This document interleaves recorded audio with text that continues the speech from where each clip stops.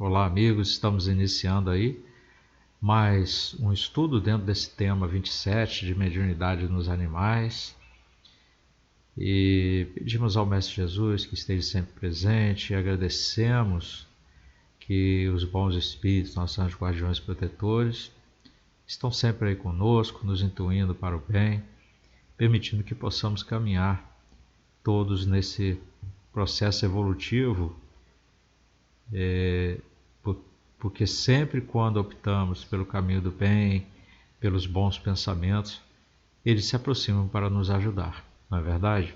Então que possamos iniciar o nosso estudo de hoje, lembrando que dentro desse tema mediunidade dos animais, nós já estudamos na aula anterior, a aula de número 74, com o questionamento dentro do Livro dos Médiuns, verificando que a mediunidade foi feita para o ser humano.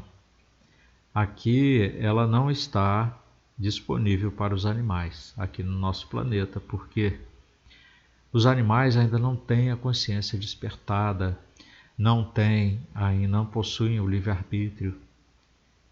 Então tem uma série de fundamentos aí que nós apresentamos através do Livro dos Médiuns, que é a nossa base para todo o nosso estudo da mediunidade, estudo básico da mediunidade.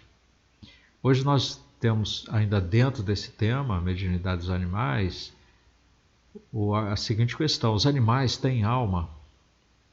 E pelo fato deles não terem mediunidade, não significa que eles não tenham alma, mas vamos analisar aqui juntos com um estudo feito naquela época do surgimento do Espiritismo com Ernesto Bozano, para que possamos raciocinar um pouco mais, né? Vamos trabalhar juntos aí. Então eu coloquei até uma introdução aqui do próprio Ernesto Bozano, que ele diz o seguinte: naturalmente que as manifestações metapsíquicas em que os protagonistas são animais não podem deixar de estar circunscritas em limites de realização mais modestos do que quando os protagonistas são seres humanos, pois esses limites correspondem às capacidades intelectuais das espécies animais, com as quais os fatos se produzem. Entretanto, eles parecem mais notáveis do que se poderia supor à primeira vista. Então nós temos que tomar cuidado, muitas vezes, com essa pegadinha. Eu já falei antes, de vez em quando eu comento isso, que coisas que parecem ser, mas não são. Então nós temos que tomar cuidado, e sempre é importante fazer o estudo, fechar links com os livros da doutrina, o Livro dos Espíritos, o Livro dos Médiuns, o Evangelho, né? A Gênese, o Céu e o Inferno. Nós precisamos fechar esses links, inclusive com outros livros psicografados aí pelo Chico, pelo Divaldo, pelo Raul Teixeira. Nós temos livros importantes aí que nos auxiliam muito para completar a nossa visão. Então nós temos que tomar cuidado. Ele aqui está mostrando que existem limites aí entre os seres humanos e os animais. Nós vamos entendendo isso melhor mais à frente. Ele diz aqui: entre esses fenômenos encontra-se com efeito episódios telepáticos em que animais não desempenham somente o papel de percipiente, mas também o de agentes. Episódios concernentes a animais que percebem ao mesmo tempo em que homens, espíritos e outras manifestações supranormais, fora de toda coincidência telepática, e finalmente episódios em que os animais percebem coletivamente com o homem as manifestações que acontecem nas localidades assombradas. Então, sempre tomando cuidado, porque as pessoas gostam, o ser humano gosta do fantástico, do extraordinário, né? Então acaba levando a interpretação para esse lado fantasioso. Mas nós temos, conforme nós vimos no estudo passado, com aquela questão se os animais são médiuns, podem ser médiuns, nós vimos que eles têm sim uma parte de percepção extrasensorial, muito forte. Então eles conseguem ver o espírito, porque aquele mecanismo que permite também ao médium ver os espíritos está atuante nele. Nós, em nós seres humanos que temos provas e expiações a cumprir, temos um planejamento reencarnatório, precisamos muitas vezes estar com um invólucro, que é um véu muito denso, que limita as ações do nosso espírito. Não dizendo que o animal seja melhor, não, ele é inferior. Nós temos que tomar cuidado com que muitas pessoas sem conhecimento acabam atribuindo aos animais uma superioridade, né? Então nós temos que ter cuidado com as pegadinhas. Então deve-se acrescentar ainda a essas categorias episódios de materializações de formas de animais obtidas experimentalmente, enfim, aparições post-mortem de formas de animais identificados, circunstância que apresenta um valor teórico considerável, já que permite apoiar a hipótese da sobrevivência da psique animal. Então ele faz essa introdução justamente para nos levar nesse caminho de provar que os animais têm alma. Porque chegaram a ter nos seus experimentos lá naquela época aparições de animais, né, do plano espiritual. Então isso, como valor teórico também, para se fazer uma análise, né, dentro de um estudo sério, acaba trazendo conclusões como essa. A psique animal sobrevive. Não é um ser que está habitando aqui o plano material e desaparece. Ele não surgiu do nada, porque nós sabemos que o nada não existe. O acaso não existe. Então, ali se encontra um espírito, né, menos evoluído, tá? Menos evoluído espiritualmente, moralmente, mas é um espírito assim como foi criado, assim como o nosso foi criado também. Simples e ignorante, Deus criou também, é uma criatura divina. Então, faculdades supranormais nos animais, conforme nós vimos no estudo passado. Ernesto Bozano ele vem defender que os animais possuem faculdades supranormais subconscientes, semelhantes às dos seres humanos, como a telepatia, percepção de aparições, premonição. Isso é sustentado por dados estatísticos e relatos de fenômenos como cães que prenunciam a morte. Eu não sei se eu já falei com vocês em estudo passado, mas uma certa vez eu estive visitando um casal de amigos no interior de São Paulo e eles tinham um Doberman de canil. O cachorro de canil é um cachorro treinado, super treinado. Ele não faz nada do que esteja dentro daquela instrução que ele recebeu. Então ali ele tinha a instrução de não entrar dentro de casa, nunca entrar dentro de casa. Tinha a instrução de latir realmente quando tivesse um estranho, né, mas não sair do portão para a rua.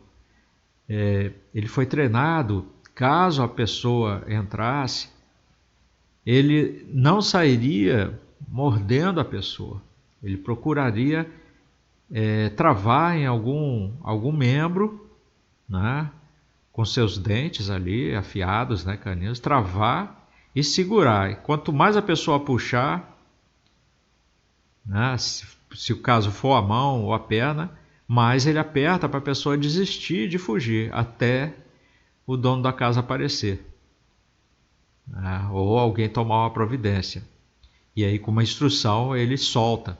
Eu vi isso acontecer, que foi comigo mesmo. Uma certa vez eu entrei, né, e ele estava quietinho, não latiu. Eu falei, então eu posso entrar. Engano meu, eu entrei. Ele agarrou minha mão, não furou minha mão, mas eu senti que ele estava apertando. Aí ele parou, porque eu parei de puxar a mão, que eu lembrei da instrução que o dono dele falou, se você não puxar a mão, ele vai esperar um de nós chegarmos em casa, né? Aí o que ele fez? Como eu comecei a chamar o meu amigo, Pelo nome ele entendeu e ele começou a me puxar para a varanda da casa. Quando chegou na varanda da casa, que eu pisei na varanda, ele largou minha mão. Ele ficou no quintal. Achei aquilo super interessante. Aí meu amigo apareceu e falou, ele machucou sua mão? Eu falei, não, não tem nenhuma marca.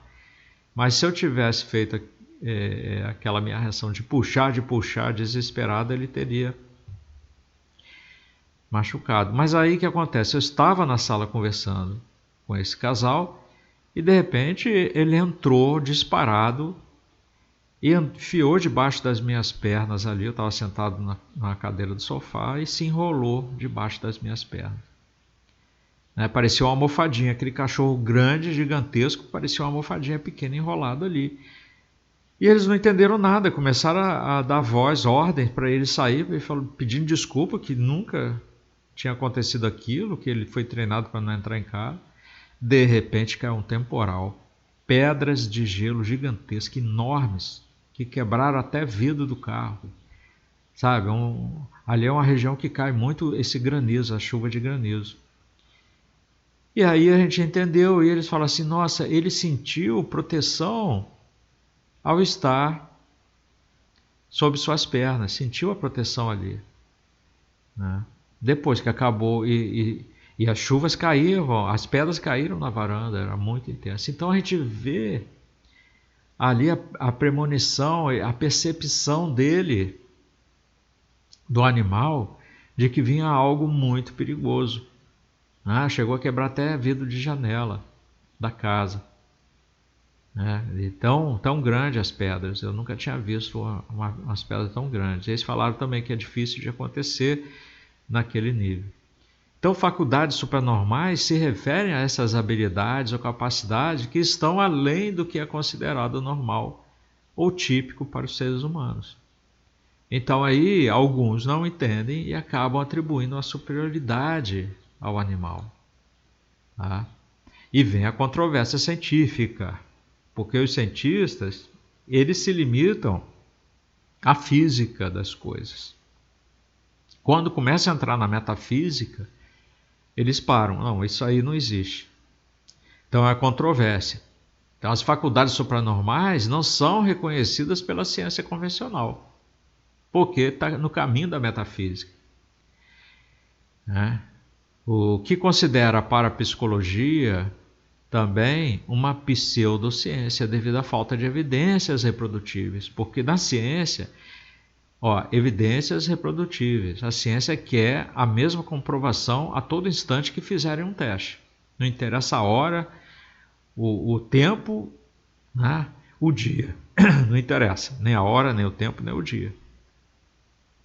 A ciência é assim, peraí, você é médium? Você diz que o espírito faz isso? Então vem aqui agora, vamos fazer agora. Não quer saber se o espírito é um espírito de alguém que encarnou aqui, que está em outro plano, tem outros afazeres, tem outros compromissos, tem os sentimentos que afloram também. É um indivíduo, não é um escravo, não é alguém que fique ali a seu dispor, para qualquer hora, qualquer momento ficar brincando, de ciência, de repetir as coisas. Não, essa fase, a fase de laboratório já existiu na época de Kardec. A Revista Espírita é o laboratório de Kardec, com a permissão de alguns espíritos superiores que estavam sempre presentes, participando e mostrando a ele essas situações diversas. Então, no Espiritismo, essas são as chamadas faculdades mediúnicas, dons espirituais ou sentidos espirituais. É aí que se confunde. Aí fala, então o animal é médium. Mas não, são pontos, são habilidades que os animais têm, que os médiuns também têm, e que muitos de nós, em que a nossa mediunidade é muito fraca, também possuímos. Um pressentimento. Quantas vezes você está em algum lugar e de repente vem aquele pressentimento, você sai dali e cai alguma coisa ali aonde você estava. Aí você fala, nossa, é o anjo guardião, inspirou você a sair dali. É uma percepção. O animal também tem essa percepção. E não tem mediunidade nenhuma. Então, se os espíritos se comunicam com entidades espirituais, como espíritos de pessoas falecidas, ele é médium. Mas o cachorro não tem esse tipo de comunicação, então ele não é médium. Mas ele tem a percepção à distância, conforme o médium também tem muita percepção com aquelas situações. Lembra, o Chico tinha uma percepção que ia metros além dele. Mas tinha também muita comunicação de outros espíritos que o alertavam. Divaldo mesmo fala que recebia instruções de espíritos com relação a questões da ciência, da física, da química, da matemática, auxiliando ele, como se ele estivesse frequentando uma aula. Não há nada demais nisso. Foi uma ajuda muito boa para que ele pudesse compreender certas coisas. E o Chico, com o passar do tempo, foi aprendendo também, porque ele só tinha o primário. Então, na parapsicologia, o campo estuda esses fenômenos também conhecidos como habilidades psíquicas ou paranormais. E sob o ponto de vista científico e experimental, embora seja criticado como pseudociência. Então, alguns exemplos de fenômenos que são estudados dentro dessa parapsicologia, que eles chamam de pseudociência, é a percepção extrasensorial, que é a habilidade de perceber informações, receber informações, que não são obtidas através dos 5 sentidos físicos.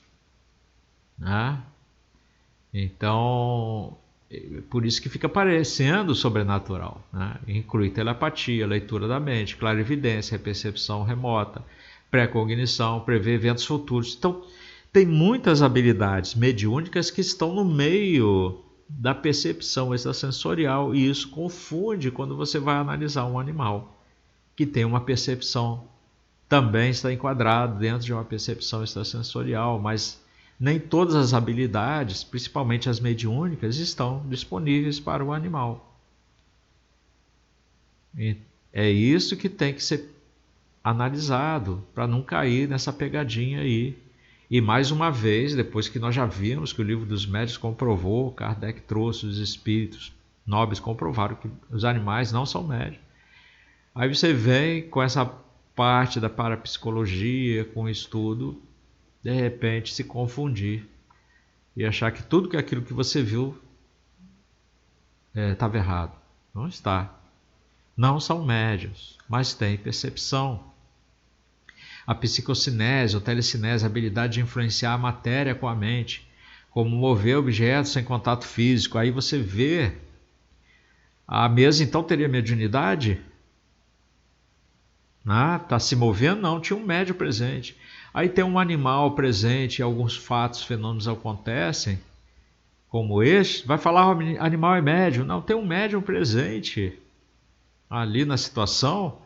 Interagiu com o animal, pode ter interagido com o animal. Mas é até prejudicial para ele, por causa dos nossos fluidos, não são os fluidos salutares que eles precisam. São outros tipos de fluidos. Talvez possamos ajudar com um espírito nos auxiliando, mais evoluído, pegar os fluidos que realmente eles precisam, através de outros animais, passar para ele. Que são diferentes, mas a mesa não está viva. Então o nosso fluido, quando envolve a mesa, não vai prejudicar a mesa, não vai matar ela, já está, não tem vida. Então o Espiritismo, ele reconhece sim que os animais possuem uma alma, ainda que no estágio menos evoluído que a nossa alma humana. Chico já dizia isso. Dentro dos animais, a forma canina é que mais se aproxima, mas ainda existe um abismo muito grande, conforme é o nosso abismo evolutivo em relação ao Cristo. Em relação a Deus, então, nem se fala. Dos animais também, em relação aos seres humanos, também é um abismo muito grande. Então, a percepção de fenômenos espirituais por animais é compatível com a ideia de que eles têm sensibilidade psíquica, ainda que não racionalizada como no ser humano. Então, embora raros, há relatos na literatura espírita de manifestações espirituais de animais, especialmente em contextos afetivos com seus tutores. Então quer dizer que os animais, eles ainda permanecem um tempinho ali no plano espiritual, em algumas circunstâncias especiais. Não é uma regra geral. Chico Xavier, por exemplo, mencionava que os animais podem ser acolhidos no plano espiritual e que alguns voltam para consolar ou acompanhar seus donos. Porque aonde que está o elo da evolução do espírito mais atrasado que o nosso, e até do nosso próprio espírito? Está no plano espiritual. A manipulação por espíritos superiores do seu perispírito, do seu plano reencarnatório. Não é verdade? Aí eu trago, porque nós precisamos de bases para reforçar esse conteúdo, para entender também questões do Livro dos Espíritos, que vão reforçar o que nós estamos vendo. A questão 597, por exemplo. Kardec pergunta: pois que os animais possuem uma inteligência que lhes faculta certa liberdade de ação, haverá neles algum princípio independente da matéria? Ou aquilo ali surgiu ali do nada? A gente sabe que o nada não existe, mas Kardec faz questão de fazer a pergunta. E os espíritos respondem: e que sobrevive ao corpo. Se sobrevive ao corpo, é um espírito. O espírito se envolve de perispírito. O espírito com perispírito encarnado, nós temos a alma. Então, os animais têm alma? Olha a questão aí. Vamos lá, temos na continuidade desse pensamento a questão 597A. Será que esse princípio, uma alma semelhante à do homem, olha como é que é inteligente essa questão, para que fique esclarecido. E os espíritos respondem: é também uma alma, se quiserdes, dependendo isso do sentido que se pode dar a essa palavra.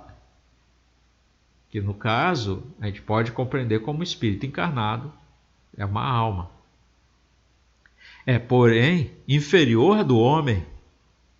Há entre a alma dos animais e a do homem uma distância equivalente à que medeia entre a alma do homem e Deus, viu?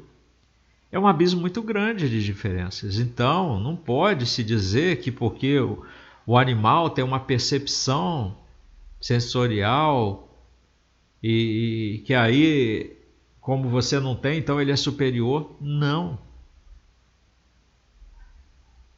É inferior do homem. Há entre a alma dos animais e a do homem uma distância equivalente à que medeia entre a alma do homem e Deus. E aí nós prosseguimos aqui para reforçar o nosso estudo ainda com o Livro dos Espíritos, questão 598, você pode verificar lá depois. Após a morte, conserva a alma dos animais a sua individualidade e a consciência de si mesma? Olha aí, já foi dito que a alma é inferior à nossa, mas Kardec precisa tirar as dúvidas daqueles incrédulos, ou daqueles que ainda não compreenderam, e os espíritos deram a resposta. Conserva a sua individualidade, porque é espírito, é indivíduo.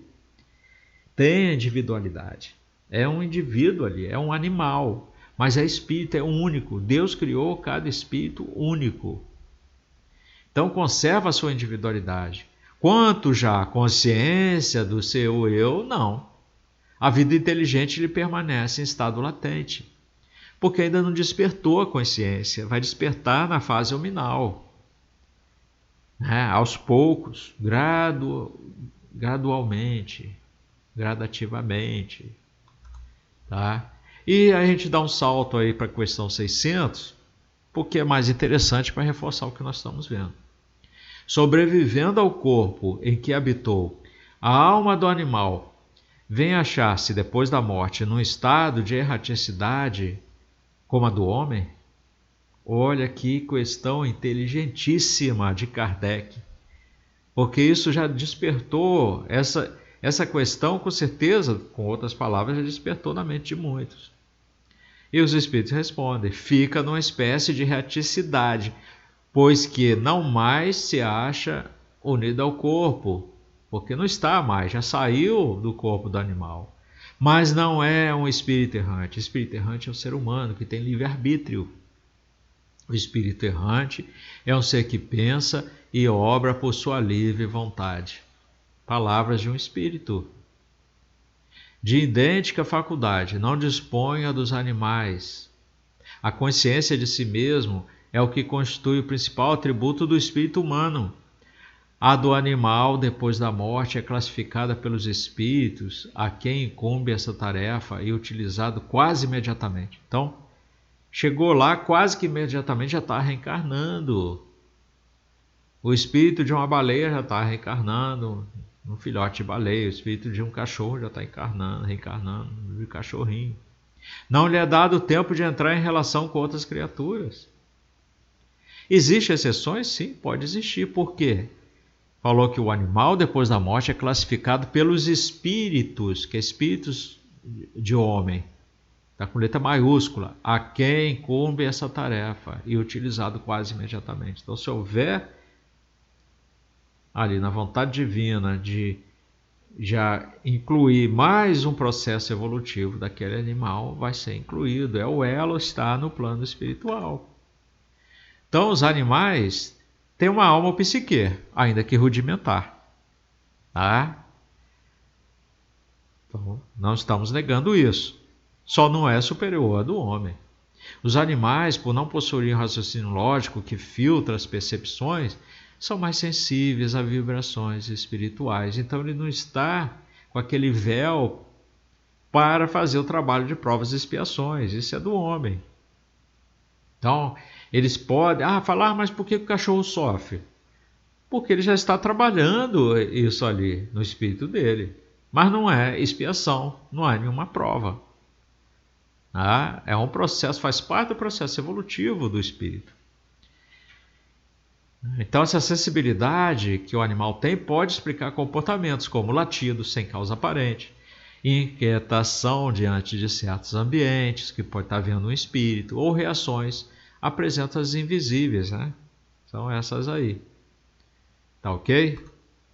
Então, para reforçar, nós falamos em Livro dos Espíritos, falamos Ernesto Bozano, né, que é o livro dele, com esse título, Os Animais Têm Alma, é um livro que Ernesto Bozano escreveu naquela época lá do lançamento do Espiritismo, daquela revolução toda, né, ele daquela época de 1800 e alguma coisa. Então agora com o André Luiz, que é um reforço que vem além das 5 obras da nossa doutrina, ele traz para a gente, reforçando o Livro dos Espíritos, em Evolução em Dois Mundos, capítulo 12, que após a morte os animais têm dilatado o seu período, botou entre aspas, de vida latente, no plano espiritual. Então tem dilatado, então há um aumento da permanência deles no plano espiritual agora. É aquele trabalho de processo evolutivo da alma do animal, trabalhado pelos espíritos humanos que estão lá responsáveis. Porque o elo perdido está lá no plano espiritual e não aqui no plano material. Então ele fala aqui, olha, caindo em pesada letargia, qual hibernação, de onde serão genesicamente atraídos para as famílias da sua espécie, às quais se ajustam. Esse trabalho é comandado por alguns espíritos que estão ali para fazer esse trabalho.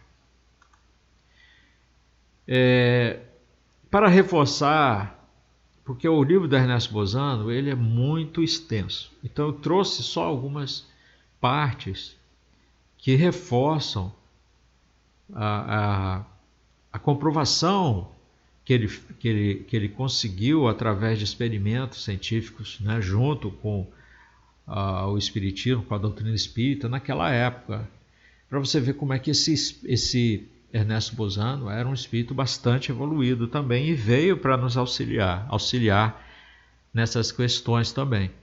E ele diz aqui, uma diferença de grau na evolução espiritual dos seres não implica de modo algum em uma diferença qualitativa, mas unicamente quantidade esta não pode representar senão a expressão exterior de um espírito que está ali encarnado em potência e que não pode ser senão idêntico em essência.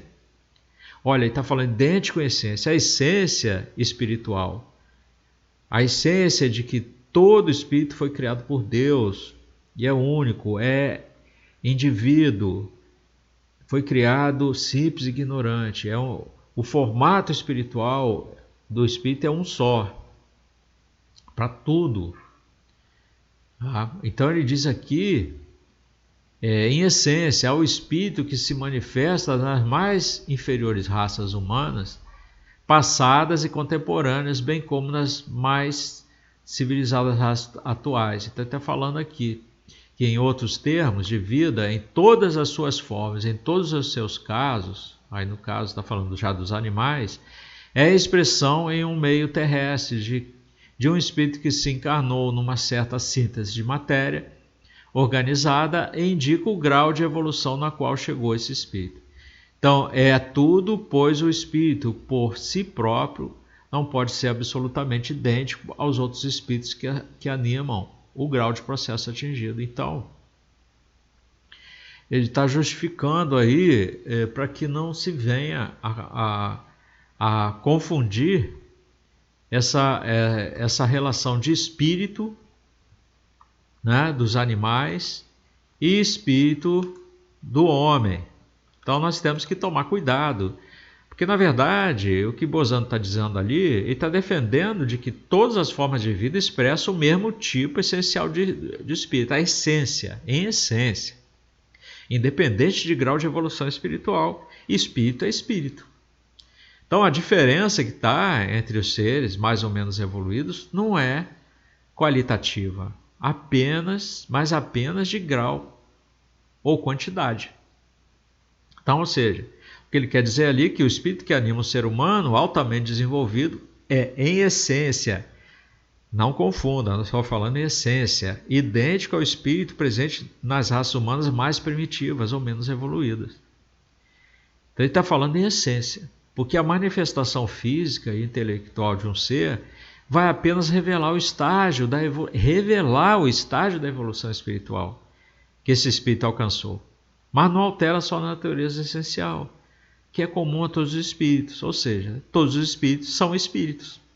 É isso que ele quer dizer. Tá?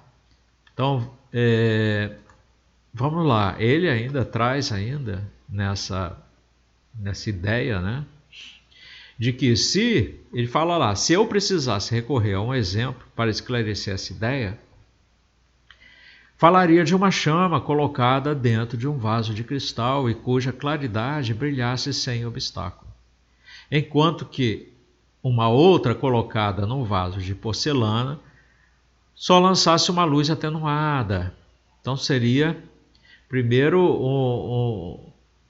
uma lâmpada lá dentro, uma vela dentro de um vidro de cristal, ou seja, que nem pareceria que houvesse um bulbo de vidro ali. E o de cristal é tão transparente que você quase não vê. Já a outra, com um vaso de porcelana, aí já fica mais fosco, é um véu que cai sobre a luz.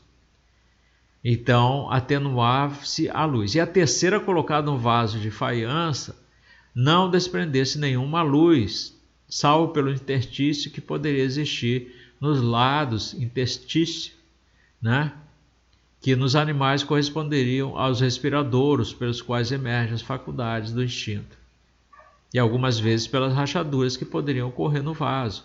Então ele está querendo dizer aqui, esse terceiro seria algo mais fechado, mas que nas suas emendas, né, porque não é hermeticamente fechado, né? Existem as suas conexões ali, das suas paredes, vamos dizer assim, né? E que vazaria a luz. Então, é aquele véu que cai, mas não cai totalmente, ainda deixa o espírito ainda com algumas funções. Então, elas explicariam a imersão das faculdades supranormais subconscientes. Pode-se então concluir que são do mesmo modo os destinos do espírito, nas suas inúmeras fases de encarnação, durante as quais o que muda são invólucros que ele reveste, e não o espírito que permanece em potência inalterado e inalterável. É melhor a gente explicar isso aqui, porque fica meio confuso, porque, na verdade, o Ernesto Bozano, ele está se utilizando aí de uma metáfora, que é essa chama, né, em diferentes tipos de vaso, cristal, porcelana ou essa faiança que é mais opaca, para poder ilustrar como o espírito se manifesta de forma variada conforme o corpo que ele reveste. Então a claridade da chama representa a expressão das faculdades espirituais, que o quanto mais transparente o vulcão, mais livremente o espírito se manifesta. Então mais atividades do plano espiritual ele pode cumprir aqui no plano material. Já nos animais, essa manifestação ocorre por pequenos respiradores ou rachaduras. Então simboliza que o instinto, que ocasionalmente são faculdades supranormais, está ali presente. Então a conclusão é que o espírito permanece sempre o mesmo em essência, inalterado, e o que muda ao longo das encarnações é apenas o corpo ou o meio material que ele ocupa. Vamos tomar cuidado para não achar que a matéria é que causa essa evolução. Senão a gente vai, se nós não prestarmos atenção no que o Bozano está colocando ali, nós vamos achar que então tira o espírito do animal e coloca no corpo do homem e ele vai se tornar mais evoluído. Não é isso que ele está querendo dizer. Tá? Não é isso que ele está querendo dizer. Ele está trazendo para nós que essa capa, essa casca, também pode nos trazer, de certa forma, indicar que já estamos em algum grau, algum processo já mais evoluído. Porque, por exemplo, se nosso espírito está habitando o corpo de um homem, é porque já é um espírito hominal. Já evoluiu, não vai voltar lá para a casca que habita o animal. Porque o espírito que habita o animal é um espírito animal.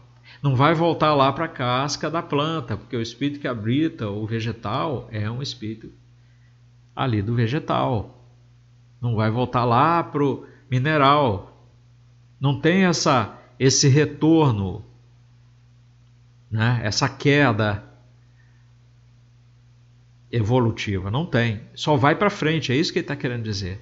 Então, uma vez que o espírito já está dentro da casca humana, do invólucro humano, é um espírito hominal, não é mais um animal. Então você já consegue saber que ele é mais evoluído que o espírito animal. É isso que ele está querendo dizer. Então ele ainda continua. Naturalmente, para reconhecer essa verdade fundamental da evolução da vida dos mundos, precisamos desligar o nosso espírito das doutrinas pueris absorvidas durante a adolescência, segundo as quais a alma é criada do nada no momento do nascimento. É isso que ele queria chegar. Ele está começando a mostrar, a reafirmar que a reencarnação existe. Porque o espírito não está sendo criado naquele momento ali da concepção. Uma vez que ficamos livres dessa crença absurda, de acreditar que a alma é criada do nada, só resta aderir a uma única doutrina capaz de explicar a evolução espiritual da vida, a da reencarnação progressiva, de todos os seres vivos, até dos animais, das plantas, dos vegetais.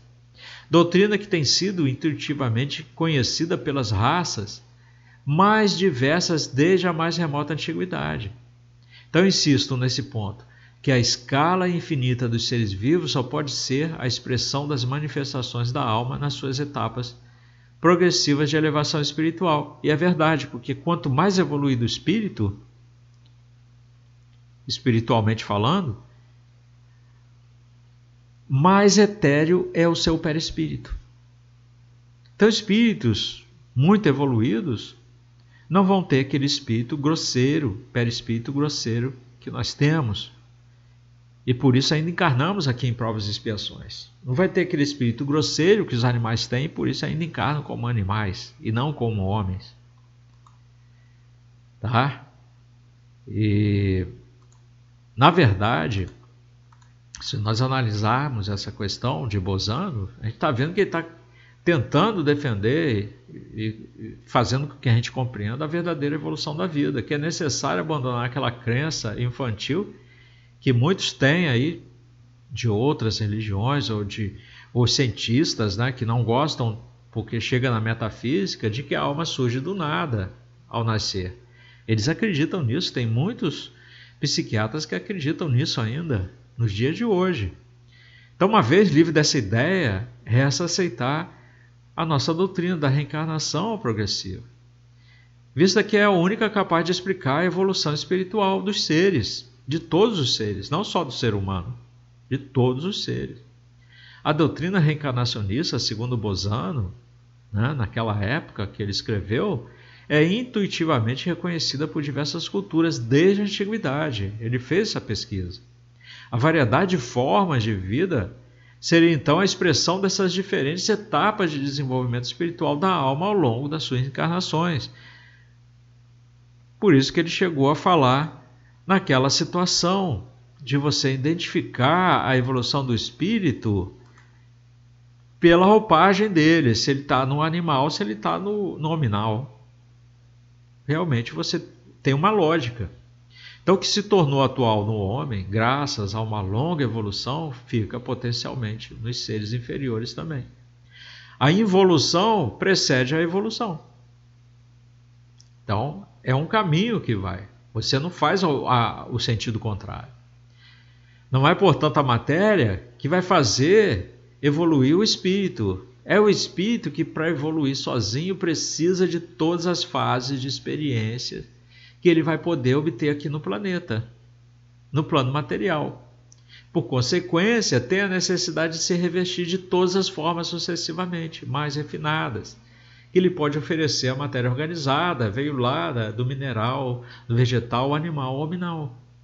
As leis biológicas dessa seleção natural, da sobrevivência do mais capaz, da influência do meio, não são senão os acessórios mais indispensáveis para essa evolução, mas essa verdadeira causa da evolução dos organismos vivos é interior e se chama espírito. Ernesto Bozano. Vocês estão vendo quanto é importante nós lermos tudo, trazermos à tona essa ideia através dos links que nós temos com a nossa doutrina. Que Bozano aí ele está afirmando. Olha que ele estudou o Espiritismo naquela época que surgiu o Espiritismo. Olha como é que esse homem era inteligente. Ele está afirmando, né, que o que está desenvolvido no ser humano existe em estado potencial também nos seres inferiores, porque são nossos irmãos. Porque a evolução espiritual ela é precedida por uma fase de involução. A matéria não é a causa da evolução do espírito. Ao contrário, é o espírito que evolui por meio das experiências vividas na Terra, na matéria, utilizando de corpos materiais cada vez mais refinados. É isso que ele quis dizer. Que aí você identifica a evolução do espírito. Se ele está no corpo material mais refinado, que é o corpo humano, ele é um espírito que antes, quando animal, já evoluiu. Então, as leis biológicas, como seleção natural, a sobrevivência do mais rápido, né, a influência do meio todo material, são apenas instrumentos que auxiliam nesse processo da evolução. Porque a verdadeira força matriz, conforme ele botou ali, da evolução dos seres vivos, é o espírito. E aí, se é o espírito, ele vai atuar o quê? De dentro para fora. E qual é a conclusão que a gente pode tirar, então? Dentro da visão espiritualista da evolução. E vamos absorvendo para a nossa visão espiritista. Fundamentada o quê? Na ideia de que o espírito é a essência imutável e universal de todos os seres vivos. É independente de sua forma, do grau de desenvolvimento. Essa essência. Então, a diversidade de manifestações da vida, desde os animais até os seres humanos mais evoluídos, ela vai representar apenas diferentes estágios de uma jornada evolutiva espiritual, que o espírito se reveste de corpos, em que o espírito se reveste de corpos materiais cada vez mais refinados, para adquirir experiências e se elevar. Então, essas perspectivas, Elas vão rejeitar aquela crença da alma, que a alma nasce no corpo, que alguns cientistas defendem. Porque nós vamos defender, com a nossa religião espírita, a reencarnação progressiva. É a única explicação para o desenvolvimento espiritual. A matéria, as leis biológicas, elas são vistas como instrumentos auxiliares e não como causas da evolução. Porque o verdadeiro motor da vida é o Espírito, sempre foi o Espírito, que permanece inalterado na essência. Deus criou o Espírito, todos somos criados por Deus, mas vai se expressar de forma variável conforme o invólucro físico que o abriga. Porque ele só vai habitar esse invólucro se ele já evoluiu espiritualmente. Em síntese, essa teoria que Ernesto Bozano apresenta propõe uma visão integradora e profunda da nossa vida, onde a gente vê que a evolução espiritual ela é contínua, sempre na direção da evolução, nunca ao contrário. Ela é universal, ela é guiada por uma essência comum a todos os seres vivos, que é o nosso espírito. Nosso espírito quer evoluir, e cada vez que o nosso espírito encontra essa verdade, cada vez que nós conseguimos descobrir que estamos já num corpo mais evoluído, que reencarnamos e que tudo melhora com a reencarnação, nós queremos reencarnar mais e mais vezes para avançar. Nós queremos evoluir moralmente para poder avançar, para chegar mais próximos de Deus, cada vez mais. Então nós estamos sempre caminhando nessa direção. Então ficamos por aqui, né? Espero que vocês tenham gostado. As nossas referências são o Livro dos Espíritos, né? A segunda parte, o segundo livro, capítulo 11. O Ernesto Bozano com o livro dele, Os Animais Têm Alma. Vocês podem procurar na internet, tem em PDF.